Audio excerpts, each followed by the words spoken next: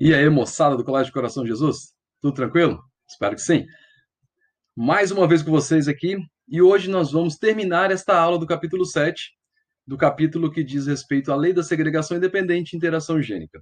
Na aula passada, nós falamos sobre o cruzamento entre duas ou mais características, dois ou mais pares de alelos.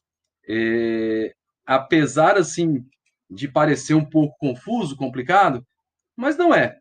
Lembre-se sempre de considerar cada par de alelos individualmente. Faça os cruzamentos, verifique as possibilidades, se tiver dois, três, quatro ou cinco pares, e aí você multiplica cada um dos resultados para obter então as proporções e as frequências. Essa aula de interação gênica, que é esta aula de hoje, e que é uma aula que fala sobre a interação que os genes, sejam genes dos mesmos cromossomos ou genes que estão em outros cromossomos, ela vai ser uma aula muito prática. Vocês vão ter que praticar bastante. Eu deixei, no decorrer da aula, vocês vão ver que tem várias tabelas que vocês terão que preencher, fazer os exercícios e preencher para realmente aprender como fazer esse tipo de cruzamento. Vamos lá então. Olha só. Então, o que acontece? Se eu for seguir os princípios da primeira lei de Mendel, um par de genes indica uma característica por vez. Mas não é assim que ocorre. Né? Por que eu tenho que pensar isso? Existem casos que, para a determinação de apenas um caráter, dois ou mais pares de genes, de alelos, interagem. Olha os pares de fatores aí. Né? Par de fatores. Quando você tem dois ou mais pares de alelos interagindo, você tem uma interação gênica, uma interação entre os genes, uma interação entre os alelos, uma interação entre os fatores. E aí nós temos dois grupos de interações gênicas: as não epistáticas e gerações epistáticas. Como assim, professor, geração não epistática e geração epistática? Nós vamos entender melhor a partir dos exemplos. Na interação não epistática, os alelos de diferentes locos interagem na determinação de um só caractere. Como assim diferente loco, professor? Imagina um cromossomo, né? Aquele X básico, parece o desenho do X. Vamos pensar que lá na parte de cima, do lado esquerdo, eu tenho um locus, e lá na parte de baixo, do lado direito, eu tenho outro locus. Então, esses alelos podem acabar estarem ali em conjunto, induzindo que aconteça ou não determinada situação. Um exemplo mais claro, mais clássico que nós temos dessa interação gênica não epistática é em relação à cor do fruto do pimentão. Pimentão, cujo nome científico é o Capsicum annuum. Tem quatro cores possíveis: vermelho, marrom, ou roxo, né? Amarelo e verde. E aí essas cores dependem da interação entre alelos de dois locos gênicos encontrados nos cromossomos. Só uma imagem para representar essas quatro possibilidades de cores de pimentão. Geralmente a gente está acostumado a ver o vermelho e o verde só aí nos mercados, né? E aí o que acontece? Olha só, eu estou falando de dois pares de alelos. Então eu tenho ali um alelo dominante Rzão que produz pigmento vermelho. Então, se eu tivesse Rzão, a cor do pimentão é vermelha. E o recessivo Rzinho, ele não produz pigmento. Então, que cor que vai ter? A cor depende do outro par de alelos. Se eu tivesse alelo dominante Rzão, olha só, vai ser vermelho. Não tem outra coisa. Agora, se for Rzinho, Rzinho, eu dependo do outro par de alelos para determinar que cor que eu tenho. Qual que é o outro par de alelos? É o alelo Czão ou Czinho. O alelo dominante Czão, ele provoca a decomposição da clorofila, a destruição. Gente, que cor que é clorofila? Lembra lá do processo de fotossíntese? A clorofila é verde. Então, se você tem um alelo que destrói ela, o Czão, então, determina para mim que não vai ter a clorofila, não vai ser verde. Para eu ter a cor verde, eu preciso, então, que tenha um alelo recessivo Czinho. Ele permite que a clorofila se mantenha. Como assim, professor? Não está tão claro. Isso aqui mostra para mim. Então, eu tenho quatro fenótipos diferentes. Pimentão vermelho, pimentão marrom, pimentão amarelo e pimentão verde. Para eu ter pimentão vermelho, o que, que eu preciso ter? Eu preciso ser ou, olha só, antes que eu fale isso, lembre que quando eu tenho um traço após um alelo, significa que ali eu posso colocar ou o alelo dominante ou o alelo recessivo. Então, uma planta com pimentão vermelho, para ela ser vermelha, ela precisa ser Rzão, Rzão ou Rzão, Rzinho. Só que para ela ser vermelha, ela precisa que a clorofila seja destruída. Então, para a clorofila ser destruída, olha só, ela tem que ser ali Czão, Czão ou Czão, Czinho. Então, eu tenho 4 possibilidades para ter esse bendito pigmento vermelho. Né? Será 4? Façam os cruzamentos. Coloque no papel. Pimentão vermelho. Primeiro genótipo. Rzão, Rzão, Czão, Czão. Segundo genótipo. Rzão, Rzão, Czão, Czinho. Terceiro genótipo. Rzão, Rzinho, Czão, Czão. Quarto genótipo. Rzão, Rzinho, Czão, Czinho. Pimentão marrom. Para ele ser marrom, olha só, Rzão alguma coisa. Ou Rzão, Rzão ou Rzão, Rzinho. Mas para ele ser marrom, o vermelho tem que se combinar com, olha só, Czinho, Czinho. Permite a clorofila. Se você mistura vermelho com verde, numa aula de educação artística, você sabe que vai dar a cor marrom. E amarelo, professor? Amarelo tem 2 possibilidades. Rzinho, Rzinho. Olha só, lembra? Rzinho, Rzinho, eu não tenho pigmento vermelho, é sem pigmento. Czão, Czão ou Czão, Czinho vai destruir a clorofila. Então ele vai ser amarelo. E o verde? O verde tem uma única possibilidade, que é o Rzinho, Rzinho, Czinho, Czinho. Façam com calma, escrevam um por um dos possíveis genótipos. E aí, eu quero que vocês façam isso aí, ó. Caso se cruze plantas heterozigotas que produzem frutos vermelhos, Rzão, Rzinho, olha o Rzão determinando a cor vermelha, e o Czão destruindo a clorofila. Então, R vermelho sem clorofila é vermelho. Qual será o resultado desse cruzamento na F1? Eu já coloquei para vocês aqui os gametas, semelhante ao que nós fizemos na aula de segregação independente. Então, por exemplo, vamos pegar aqui a primeira linha em branco, primeiro quadradinho em branco aqui. Ó. Rzão, Czão com Rzão, Czão. Rzão com Rzão, Rzão, Rzão. Que cor que é? Vermelho. Só que Czão com Czão não tem clorofila, então essa cor permite que eu tenha o pimentão vermelho. Façam isso com todos os possíveis cruzamentos e anotem aí no seu caderno. Eu vou verificar isso depois quando voltarmos às nossas aulas normais. E aí, a mesma proporção da primeira lei, da segunda lei de Mendel também foi observada na interação gênica não epistática. Olha que coisa interessante, né? E um outro exemplo dessa interação é a herança da forma da crista em galináceos. Em galos, né? Eu tenho 4 tipos de crista: noz, ervilha, rosa e simples. Na apostila tem a imagem com esses tipos de crista. Né? Quer ver? Vamos pegar aqui a apostila. Tenha sempre em mãos ela. Lá na página 57, tem os tipos de crista desses galináceos. A crista tipo noz, mesma forma, ó. O Rzão, Rzão ou Rzão, Rzinho tem que estar associado com quem? Com Ezão, Ezão ou Ezão, Ezinho. Olha que interessante isso. Crista do tipo ervilha, crista do tipo rosa, crista do tipo simples. Cada uma delas é representada por um conjunto de genótipos. Anotem no caderno também quais são as possibilidades para cada tipo de crista. E aí vem uma outra tarefinha para vocês fazerem. Quais são os possíveis genótipos entre o cruzamento de 2 heterozigotos portadores de crista em forma de noz? E quais são as proporções fenotípicas? São 2 coisas agora. Usem essa tabela para descobrir os genótipos. Por exemplo, primeira linha, primeiro quadradinho vazio. Rzão com Rzão e Ezão com Ezão. Que crista que é essa? Crista tipo nós. Então faça isso e anotem para cada um dos 4 tipos de fenótipos e depois anotem lá as proporções fenotípicas para cada um desses cruzamentos.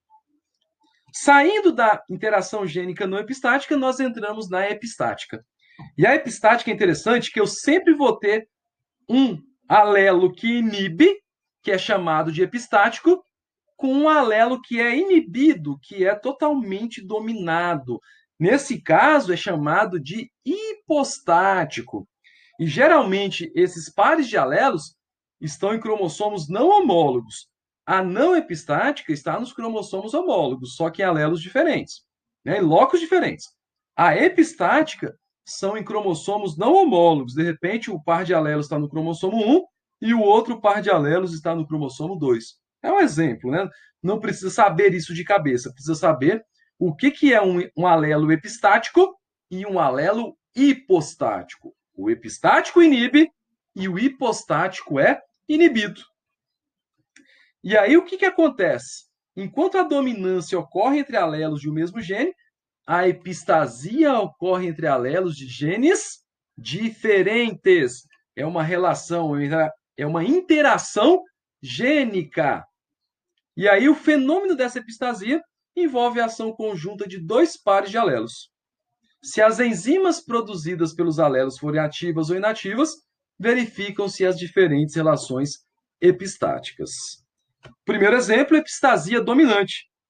Como o próprio nome já diz, eu vou ter um par de alelo, um alelo dominante que vai inibir o que tiver do outro lado. Ficou claro isso? Então eu tenho um único alelo, pode ser tanto em dose simples, azão, azinho, por exemplo, quanto em dose dupla, azão, azão. Mas eu preciso ter um alelo dominante. Ele vai inibir o outro par qualquer que seja. Por exemplo, nós temos a pelagem de cavalos. Nós temos 2 pares de alelos, o Wzão e o Wzinho e o Bzão, Bzinho. Né? Epistasia dominante. O alelo Wzão, ele inibe a manifestação de cor. E ele é dominante sobre o recessivo, que permite a manifestação. Então, se ele inibe, olha só que interessante isso. Se eu tenho o Wzão lá, significa que eu não vou ter cor nenhuma. Se eu não tenho cor nenhuma, eu tenho uma cor branca. Já o alelo Bzão determina pelos pretos e o Bzinho pelos marrons. Só que o Bzão e o Bzinho só vão funcionar se tiver um Wzinho, Wzinho. A partir do momento que eu tenho o Wzão, ele inibe qualquer coisa. Então, olha só. Quando o alelo Wzão está presente no genótipo, o fenótipo que ocorre é o de pelos brancos. Pois ele é dominante, ele é epistático, ele inibe, seja o preto, seja o marrom. O alelo Wzão inibe tanto o Bzão quanto o Bzinho. Como assim, professor? Olha só que imagem bonita desses cavalos aí. Bem bacana, né? Um branco, um preto e um marrom. Quais são os possíveis genótipos entre o cruzamento de 2 cavalos brancos heterozigotos? E quais são as proporções fenotípicas? Leiam a apostila, preencham essa tabela e anotem um por um. Mas, professor, como assim? Como é que eu vou saber? Galera, o Wzão, quando eu tiver um alelo dominante, independente se do outro lado for Bzão, Bzão, Bzão, Bzinho ou Bzinho, Bzinho, independente. Se tiver um Wzão do outro lado, o cavalo é branco. Então, todo cruzamento que você tiver pelo menos um alelo Wzão, o cavalo é branco. E para ele ser preto ou vermelho, professor? Para ele ser preto ou vermelho, eu preciso ter Wzinho, Wzinho. Wzinho, Wzinho permite cor. Se for Bzão, preto. Se for Bzinho, marrom, né, o vermelho. Se atentem a isso. Se tiver o Wzão, inibe cor, cavalo branco. Se for Wzinho, Wzinho, olhe o outro par de alelos para ver se é preto ou marrom. Neste caso, a proporção fenotípica é 12:3:1. Isso é característica básica da epistasia dominante. Depois que vocês fizerem os cruzamentos, vocês vão verificar essa proporção fenotípica que ela bate com isso. Se não bateu, revisem e façam novamente até chegar nesse resultado. Um outro exemplo é a herança do cor da fruta, do fruto da abóbora. Aí também tem outros dois pares de alelos, dois locos diferentes, determinam três fenótipos. Uma abóbora amarela, uma abóbora alaranjada e uma abóbora que tem o fruto verde escuro. Nesse caso, o alelo azão determina a síntese do pigmento alaranjado. E o azim determina o quê? Síntese do pigmento verde escuro. Já o Bzão é dominante sobre o Bzinho e ele inibe o azão e o azinho. Ou seja, nessa situação, onde você tiver o Bzão, não importa o que tem do outro lado. O Bzão domina, ele inibe, ele é epistático. É o cara que vai estar lá impedindo tudo. Nesse caso, a abóbora vai ser amarela. Então, a cor amarela é epistática sobre a laranja e sobre a verde escura. Olha que interessante essa imagem. Como assim, professor? Olha só. Quais são os possíveis genótipos entre o cruzamento de duas abóboras amarelas heterozigotas e quais são as proporções fenotípicas? Vocês também vão ter que fazer esse cruzamento verificando. Vamos pegar um exemplo aqui. Eu já disse que a amarela é heterozigota. Olha só. Onde você tiver um azão, um ou dois, ele vai inibir a cor. Não vai ser nem laranja nem ser verde. Vai ser o quê? Vai ser amarelo. Para você ter laranja ou verde, você precisa então que tenha azinho, azinho e o outro par. Aí você verifica se é azinho, azinho ou bezão, bezão, azinho, azinho, bezão, bezinho ou azinho, azinho, bezinho, bezinho. Verifique isso de posse dos dados que eu informei, preencha essa tabela. E aí, né? Opa, perdão. Você vai chegar nessa proporção também, vou voltar um pouquinho aqui atrás, de 12 para 3 para 1. Se não conseguiu, revise o seu cruzamento. E aí nós temos a epistasia recessiva. Enquanto na dominante eu precisava de um único alelo dominante, neste caso agora, como é recessiva, recessivo precisa ter dois alelos. Então, prestem atenção que o exercício, a situação, ela vai determinar qual par que é esse. Por exemplo, nós temos os cães labradores, né? Cachorro muito danado, muito usado como cão-guia, muito inteligente, por sinal, esse animal. Tem três cores, tem três fenótipos: preto, chocolate ou amarelo, ou branco, né? São belíssimos esses animais. Olha só essa imagem. Então, no caso deles, a herança deles é uma interação gênica epistática recessiva. Como assim? Eu tenho dois alelos que determinam cor. O dominante Bzão codifica o pigmento preto.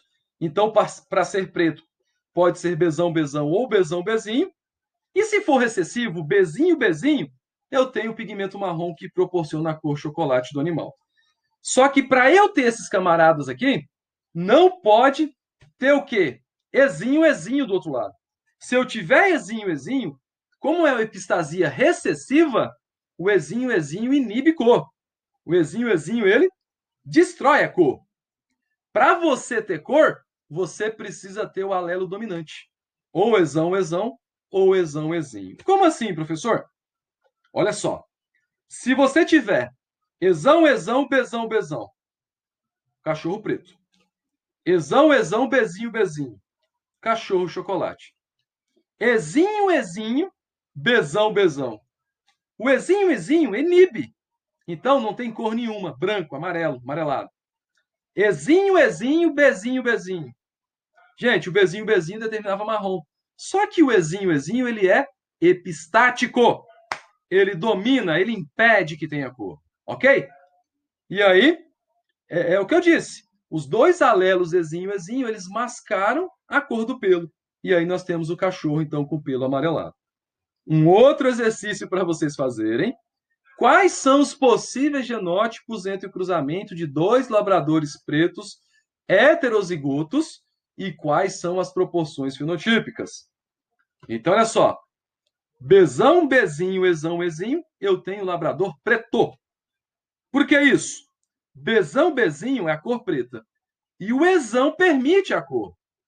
Se tivesse um ezinho, ezinho aqui, Isso seria um cachorro branco, um cachorro amarelado.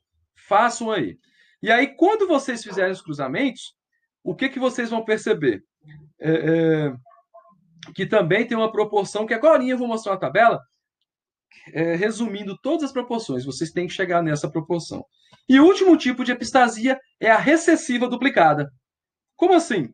Se são dois pares de alelos, eu tenho que pensar que o Azinho vai inibir o Bzão ou Bzinho, e o Bzinho inibe o Azão e o Azinho. Eu tenho que ficar atento onde que eu tenho os pares de alelos. Então, olha só. O par de alelos Azinho é epistático, ele domina Bzão e Bzinho. Já o par Bzinho é epistático sobre o Azão e o Azinho. Neste caso, quando ocorrerem nos genótipos pares Azão-Azinho e ou Bzinho-Bzinho, os fenótipos serão iguais. Todo mundo que tiver recessivo vai ter o mesmo fenótipo nessa situação. É o que acontece na surdez congênita na espécie humana, aquela surdez que é herdada, que já vem desde o nascimento. Essa anomalia é devido à homozigose dos alelos Dzinho ou Ezinho. Ou seja, o indivíduo que for Dzinho, independente que eu tenha do outro lado, ou Ezinho, independente que eu tenha do outro, eles vão ser o quê? Surdos.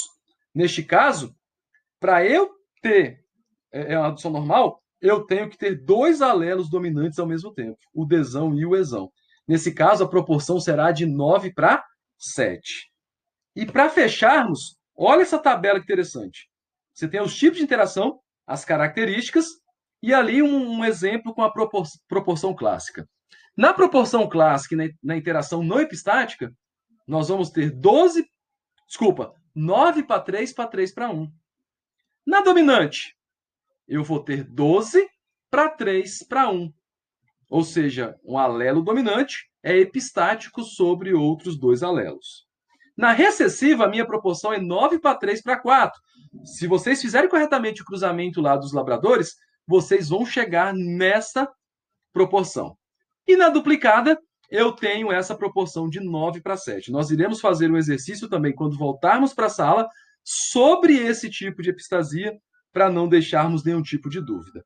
E para fecharmos, vão lá na página 65 das atividades para a sala, que fala o seguinte: sabe-se que determinada característica, questão 5, é condicionada pela interação de dois pares de alelos, que se segregam independentemente, e que a proporção fenotípica de 12 para 3 para 1 foi obtida a partir do cruzamento entre duplos heterozigotos. Qual que é o tipo de interação que determina essa frequência fenotípica? De graça para vocês, está aí no slide, epistasia dominante, letra A. E lá na página 67, questão 6, fala o seguinte: em galinhas, a cor da plumagem é determinada por dois pares de genes. O gene Czão condiciona a plumagem colorida, enquanto seu alelo Czinho determina a plumagem branca. O gene Izão impede a expressão do gene Czão. Ou seja, já deu a resposta também. É uma epistasia dominante. Galera, até a próxima aula. Fiquem com Deus. E faça os exercícios no caderno, porque eu vou verificar isso quando voltarmos às atividades. Qualquer dúvida, manda um WhatsApp, manda uma mensagem, manda um e-mail. Abraços.